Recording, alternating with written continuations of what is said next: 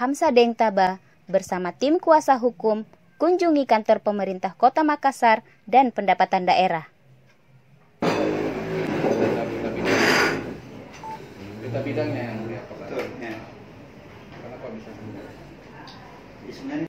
Ahli waris Hamsa Deng Taba didampingi tim dan kuasa hukum kunjungi kantor pemerintah Kota Makassar dan pendapatan daerah, Jalan Urip Sumoharjo, Macini, Kecamatan Makassar, Kota Makassar, Provinsi Sulawesi Selatan, Jumat 27 Agustus 2021. Kenapa bisa sebenarnya begini Pak, sebelum dialihkan dari kantor pajak Pratama ke pemerintah kota, tahun berapa Pak? Undang-Undang 28 tahun 2009 itu memang kan dialihkan ke kami, tapi kami itu ambil di tahun 2013. Terkait kunjungan tersebut, Ishak Hamsa, anak kandung dari ahli waris Hamsa Deng Taba, disambut hangat oleh Kepala Tata Usaha UPTD PBB Badan Pendapatan Kota Makassar, Indirwan Dermaya Sair. Ia mengatakan, kami sangat apresiasi atas kunjungan ini. Bersama tim dan kami sangat terbuka terkait informasi yang ada pada kami. Untuk Jelasnya. penyerahan, tetapi untuk operasional 2013. Ya, makanya saya karena 2012 itu baru penyerahan. Betul. Nah, jadi memang untuk PBB atas nama Hamsa Deng Taba itu memang terbit itu tahun 2012. Itu saya lihat di anunya dari tahun 2008. Tapi di 10 tahun 2012 kan dikasih ke sistem ini. Jadi sistem kan ketahuan ya sebenarnya terbit kapan. Nah, pada saat dia terbitkan PBB, memang memungkinkan itu kan ada yang namanya di kami itu sismiop Pak. Ada sismiop, ada peta JIS dan segala macam. Nah, biasanya pada saat peta JIS ini ditujukan untuk menggambar letak objek berdasarkan PBB yang dia punya. Itu yang disebut peta blok bukan itu? Itu betul, peta blok bukan peta bidang. Iya, paham. Nah, jadi memang biasanya kalau pada saat melakukan permohonan terus tidak jelas biasanya gambarnya atau bagaimana atau segala macam. Dia kan ini nge-layout dengan peta citra Pak. Dulu. Ada peta citra itu yang sekarang orang bilang Google Map. Satelit. Nah, itu dulu dia layout di situ. Cuman pada saat memang dia lakukan penerbitan, itu bisa jadi memang tidak dilakukan penggambaran di peta bidang. Di peta bidang dalam arti peta blok. Nah, ini kan sistem dia berikan ke kami dengan gambar-gambarnya. Dengan gambar-gambarnya. Jadi sudah nih kita kan jalankan, ada permohonan yang masuk yang baru, kalau jelas ada PBB tetangga ada gambarnya kita gambarkan dan segala macam. Makanya kenapa selalu syarat untuk menerbitkan PBB ada PBB tetangga. Tujuannya untuk apa? Yang pertama untuk menyamakan berapa NJOP-nya per meter. Yang kedua untuk mengetahui di mana titik lokasinya berdasarkan gambar peta blok di PBB. Karena gambar peta blok di PBB tidak akan sama dengan gambar yang ada di pertanahan. Iya, sudah pasti. Tidak akan sama. Karena di kami yang ada gambarnya yang ada di PBB-nya. Iya. Nah, cuma kan maksud saya begini, ketika itu sudah terbit SPPT-nya itu, berarti kan sudah otomatis ada di peta blok. Itu satu kan? Tidak otomatis. Kalau pada saat dia menerbitkan dia itu di sistem pada saat permohonan dia tergambar tapi pada saat tidak tergambar bisa tidak tergambar, ada beberapa ketika misalnya tidak tergambar sementara ada SPPT-nya, apakah itu sah atau tidak? Sah Pak. Sah. Untuk menentukan bidangnya di mana objeknya? Itu sebenarnya itu yang tadi kemarin saya jelaskan sama beliau. Saya bilang sebenarnya kalau memang kita mau digambar, kita bisa lakukan peninjauan ulang lokasi untuk digambarkan kemarin. Itu yang kemarin.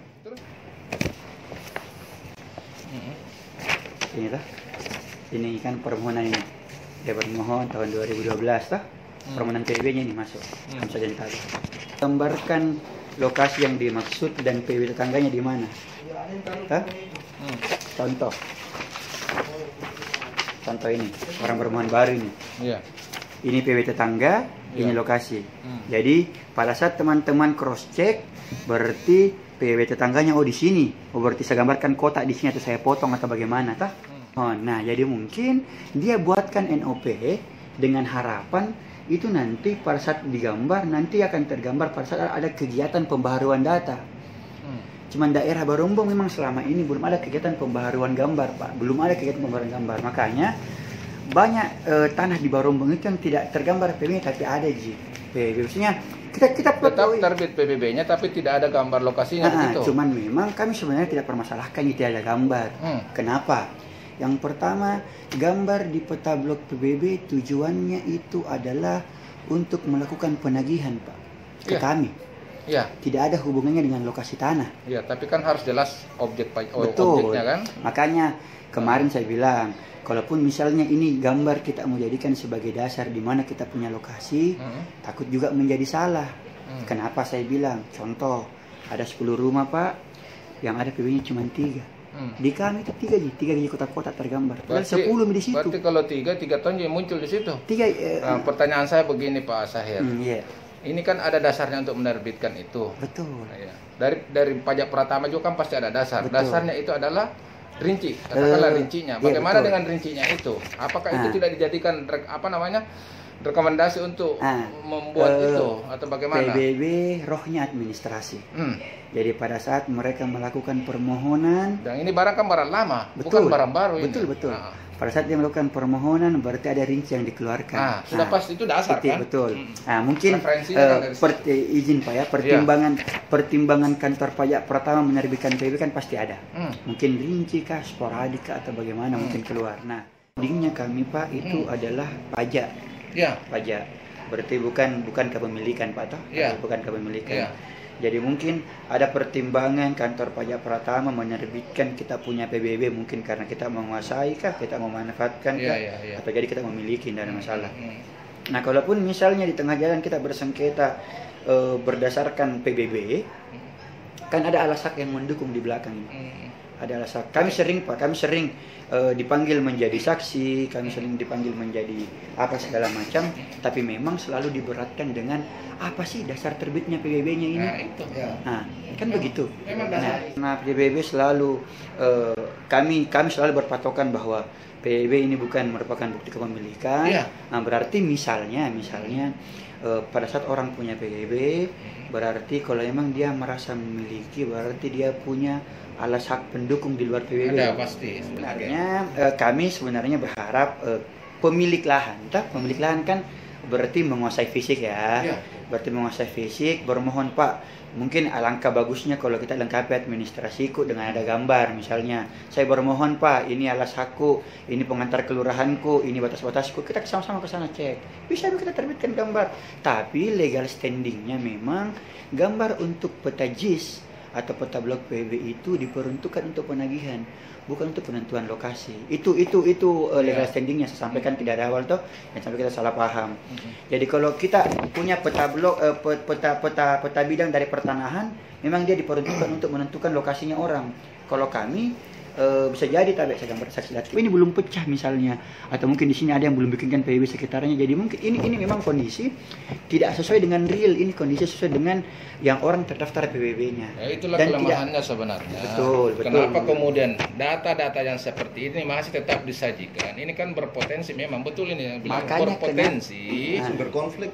Sumber konflik. Tapi sebenarnya ini bisa dijadikan acuan bahwasanya memang dari sejak awal ini siapa namanya ini?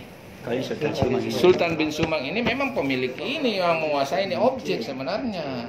Nah, sekarang pertanyaannya ini, kenapa kemudian ada lagi surat pajak yang terbit di atas lokasi yang sama? Mungkin tidak terbit di lokasi yang sama. Kalau di peta JIS kan tidak bisa kita double. Tidak bisa. SOP-nya di atas 1000 meter baru ditinjau. Itu pun SOP berlaku 2018 itu. Karena banyaknya kasus seperti ini. Jadi kita ini rohnya administrasi, Ji. Tidak pernah kami selesai, betul-betul tidak pernah kami selesai. Artinya memang tidak ada selama ini memang tidak ada data pembanding ya untuk di Bapenda sendiri ya. Pembanding untuk lokasi? Iya. Artinya orang data membawa, data kan harus ada data pembanding dalam hal ini. Tidak. Itu sebagai pernah ada ya? Rujukan. Kalau lurah sudah menyetujui permohonan tersebut, kami beratkan ke kelurahan. Oh, berarti dianggap sudah memenuhi begitu. Karena dia punya rumah lah kasarnya, berarti dia kasih izin orang keluar, dia bertanggung jawab. Betul, sepakat saya Pak. karena 350.000 kalau misalnya dengan jumlah 40 orang SDM-nya PBB tidak mungkin bisa menangani proses seperti itu. Makanya kami selalu pada saat rapat-rapat dan segala macam pihak kelurahan, Pak, nanti sekali-sekali mengeluarkan swab atau pengantar kalau memang dianggap tidak. Nah, tujuannya peta blok PBB adalah sebenarnya dari awalnya untuk melakukan pengajian. Dari awalnya, Pak. Jadi, kalaupun sebenarnya saya tidak pakai peta blok, sebenarnya bisa jadi. Tidak, di undang-undang tidak ada bunyinya PBB harus ada di kota, tidak ada. Tidak ada di undang-undang, coba kita cari. PBB itu diberikan kepada masyarakat yang memanfaatkan, yang menerima dan segala macam sebagai bentuk perhatiannya ke pemerintah kota gitu loh. Sebenarnya ini peta blok kita buat kemarin, kita bingung, jadi di mana mau lagi, ini bingung dan segala macam. Nah, kalaupun memang peta blok tidak ada, dari ini salah. Cuman kadang-kadang ini disalahgunakan untuk, Pak, saya ini tanahku, ini peta blok ini, itu yang kadang-kadang kami takut. Kita ini bagaimana caranya ini orang mau bayar pajak saja di kita. Itulah artinya kan ini suatu PBB kita bisa matikan hari ini, terbitkan besok bisa. Anggaplah lurah, Pak, atas nama ini saya matikan karena ternyata bukan dia yang punya, hari pemilik baru, saya matikan.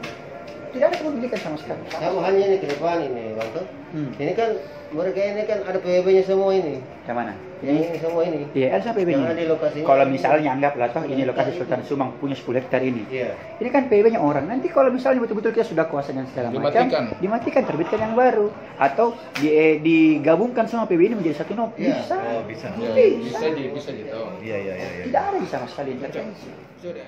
Jadi sebenarnya tidak perlu. Jadi nanti gini Pak Sahir, ketika misalnya kami sudah balik konfirmasi dengan lurahnya, nanti banyak ada informasi sampai saya bisa. Saya malah senang kalau misalnya kita bilang, Pak Lurah bilang gitu, Pak gambarkan, Pak saya itu. Kasih banyak Pak Sahir waktu tadi. Oke, Pak Sahir. Kasih banyak penjelasan. Mohon maaf kalau ada ini ya. Saya malah senang kita datang, Pak. Baik, terima kasih. Jadi memang kita berharap banyak masyarakat yang lebih memperhatikan administrasi tanahnya, tapi memang kami di sini sebenarnya akan membantu semaksimal mungkin semua dengan informasi-informasi yang dapat membantu masyarakat memperjelas hak yang dia punya. Kami tidak pernah melakukan perubahan-perubahan yang tidak sesuai dengan aturan, jadi memang untuk masyarakat-masyarakat yang merasa kurang jelas dia punya kepemilikan, ya silahkan, tidak ada masalah. Terima kasih, selamat warahmatullahi wabarakatuh. Terima kasih.